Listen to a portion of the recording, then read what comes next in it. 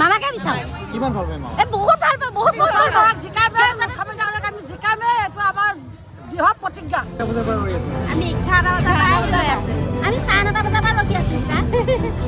সোনকালে আহিব বুলি ক'লে আৰু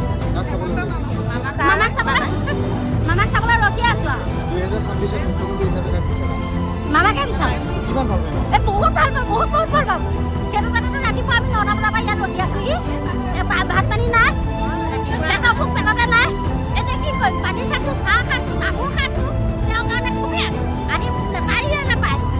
মামাৰ কাৰণে মানে উল্লাস হ'ল আৰু।